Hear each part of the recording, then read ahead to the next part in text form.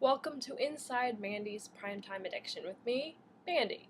We're going to get right to it this week because there's a lot to cover. This week, my favorite episode was actually 2 episodes because Bones had a double dose of bones this week, and they were both such good episodes. The first one was very personal for Brennan because she was remembering how isolated she was as a child growing up, and she just felt so bad for the victim and couldn't understand why someone so intelligent could take her own life.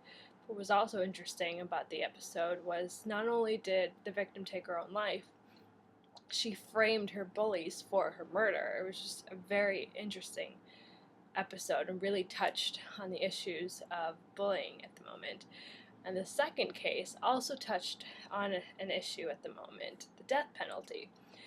There was a man that they convicted a few episodes back for ritualistic murders, and then Brennan discovered he couldn't have killed the first victim, which he was never actually trialed for, but if he didn't kill the first victim, then he probably didn't kill the others.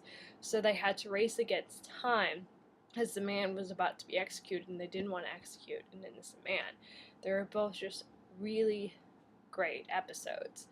My favorite moment this week came from the Vampire Diaries, where Damon told Elena that he was going to take the cure, and not just like how he was suggesting it before, like he thought about it. Stefan tried to talk him out of it, tried to convince him that being a human would make him absolutely miserable, and he still decided to take the cure with Elena for that one chance of them having a perfect human life together. It was just probably the best Delana moment ever.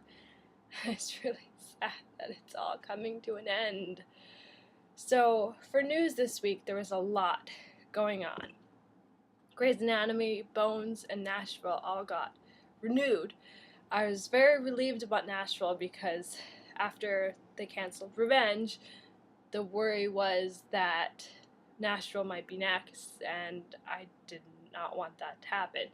Grey's Anatomy, I wasn't surprised that it was renewed because it's been doing so good. Even with them killing off Derek, I still feel like they can pull off another season. And as I said on my blog, if they were going to end the show, why kill off Derek? I mean, let them go off and live happily ever after together.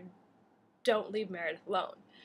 But because there's another season coming on, then I'm fine with how it played out. So with Bones, I'm a little surprised that they renewed the show because even though it's a great show, the last 2 episodes kind of signaled an end. Brennan is concerned about what their work does for their children, especially with another child on the way, and Angela's ready to move off to Paris, have Hodgins teach over there, have her paint. So if they're not wanting to do this anymore, to me that signals the end of Bones, not them carrying on and putting off Paris and putting off feelings of you're putting your children in danger. But we'll see what the writers do with that.